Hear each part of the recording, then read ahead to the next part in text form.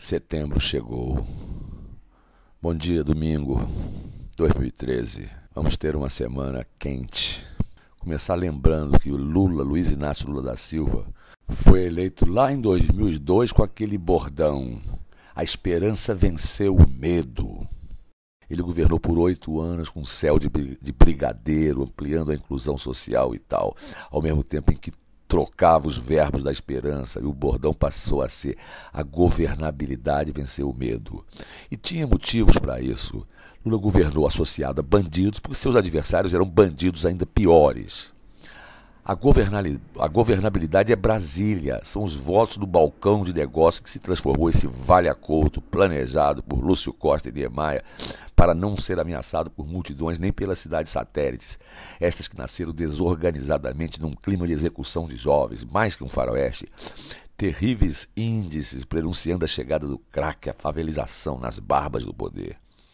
A democracia brasileira virou uma cracolândia em pleno advento da internet. A apoiar a governabilidade, temos a grande mídia que denuncia o cerco cubano bolivariano de petistas sem ter o que fazer no plano da administração da economia, da macroeconomia, e ficam por aí sonhando em interferir na Globo, entre queixumes das denúncias da Veja, Folha, tudo pig paulista.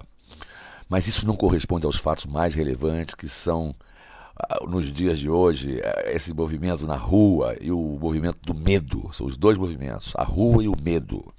A grande mídia no Brasil, ao contrário do que ocorre em países como, por exemplo, os Estados Unidos, vive de anúncios principalmente do setor público e suas múltiplas possibilidades.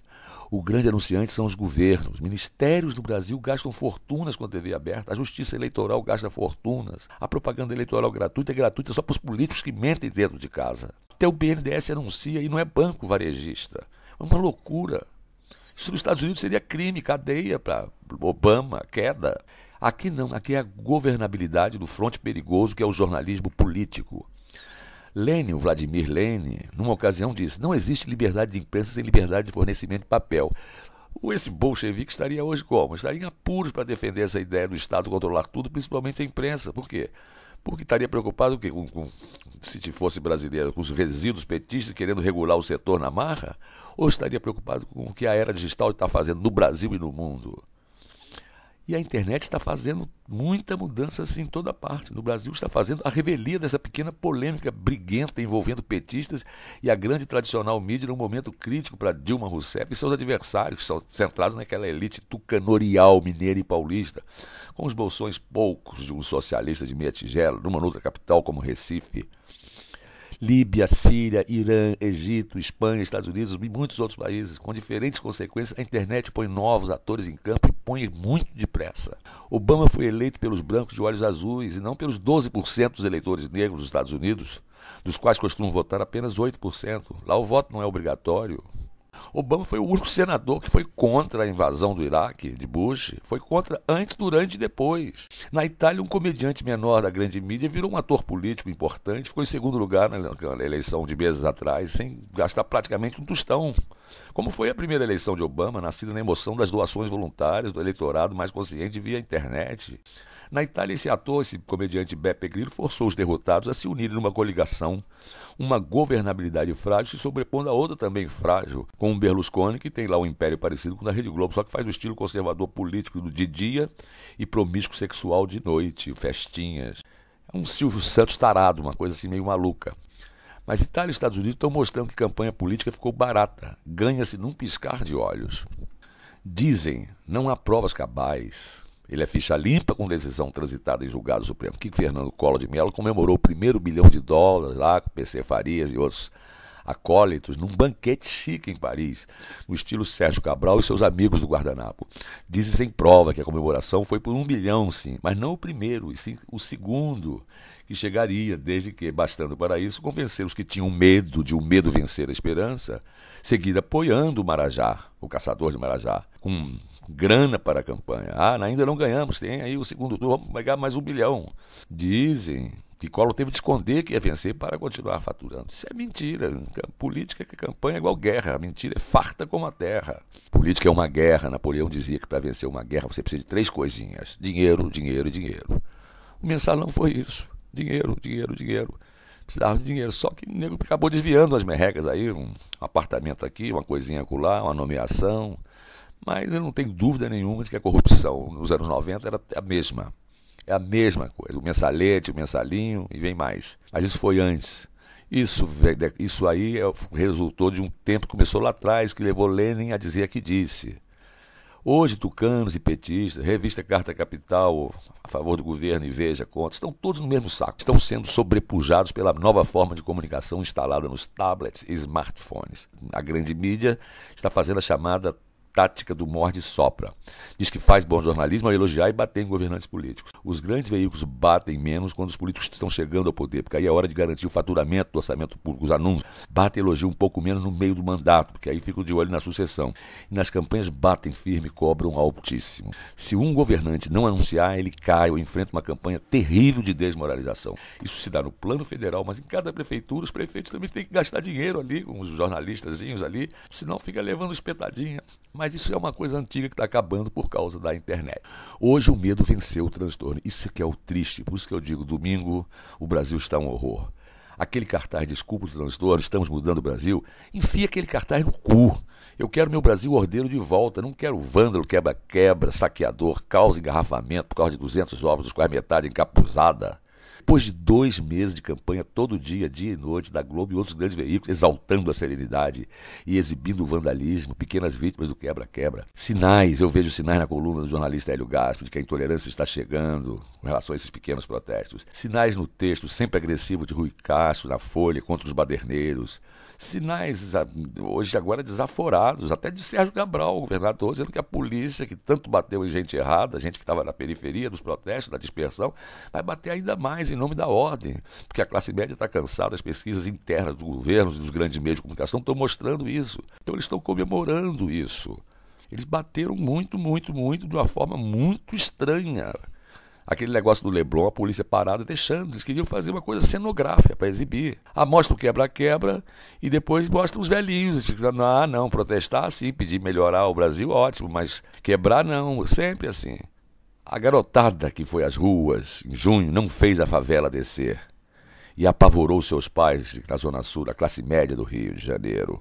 Uma vez o governo Figueiredo, o presidente general João Figueiredo, falou que se 10% do morro descer, não há governo que se segure. Mas isso que está acontecendo agora, essa comemoração, diz assim, não, o Sérgio Cabral parece que vai demitir o Beltrame da UPP, que é uma bela política. Votei 2 vezes o Sérgio Cabral, porque recebeu o comandante da PM, que foi exonerado, foi demitido. Não, e estão comemorando agora. Mas isso é uma vitória momentânea do establishment.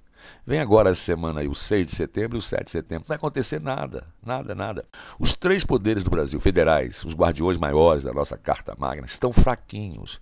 A grande mídia os ilude, as pesquisas iludem, os 3 poderes se alimentam da grande mídia, que, sabendo fraquinha, estertora, vomita, arranca os últimos trocados em troca de um desenho, um cenário, uma ilusão. Olha, estamos vencendo.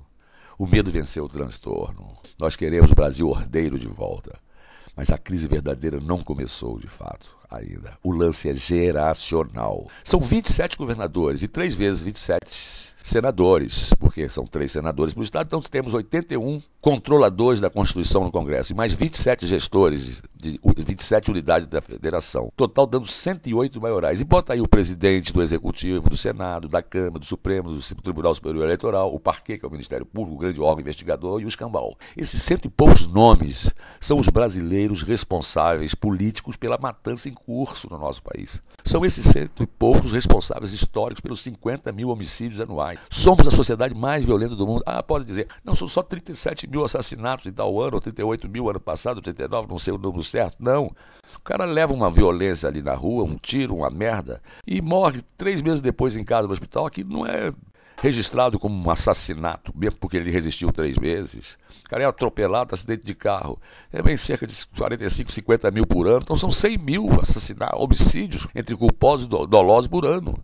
Só no governo de Lula, de 1 milhão e cacetada de mortos violentamente por trânsito ruim E violência mesmo, tiro, facada, porrada. Mas chegamos a 200 milhões de sobreviventes oficiais, segundo o IBGE desta semana. Os Estados Unidos têm 330 milhões, mas o IBGE de lá não dá conta dos ilegais. Um país tão rico, tão também cheio de disparidade, não consegue nem dizer quantos são. Um país com arsenais nucleares, racismo, imperialismo. Mas eles têm uma meta. Baixar não sei quantos são os homicídios anuais lá, 12 mil, 11 mil, já foram 18 mil, 13 mil. A violência americana é cinema, é filme de ação, é para faturar.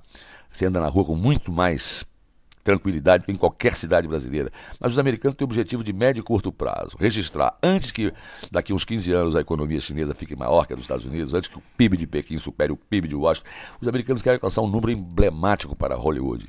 Registrar em um ano menos assassinatos em todos os Estados Unidos do que os cometidos ao mesmo tempo, no mesmo ano, apenas no território do estado do Rio de Janeiro. O estado do Rio tem pouco mais de 16 milhões de almas e chora 7 mil amarildos a cada trajeto de janeiro a dezembro. É uma loucura. Ouço insinuações de gente bamba no jornalismo moribundo dos velhos. Falei aqui Cabral, votei nele 2 vezes, belos colegas, citei Rui Castro e Hélio Gaspar. Essas insinuações, uma suposta impaciência da maioria silenciosa diante do vandalismo desses grupelhos de 20 jovens nas ruas em protestos que terminam com prejuízos de vidraças, engarrafamentos e medos. Esses nomes que estão fazendo a leitura de Ibope, Datafolha, Globo, as expensas de Cabral, PMDB, Dilma, Lula, S, PSDB, Tucano, em caterva. Estão todos juntos. O buraco é um pouco aquém. Podem bater, já estão batendo e vão bater mais. Bater e ameaçar bater é sinônimo. O deputado Nathan Donadão está chorando na cadeia da Papuda, mas está ao mesmo tempo adorando o cenário armado. Amarildo está dizendo, podem vir batendo, batam mais.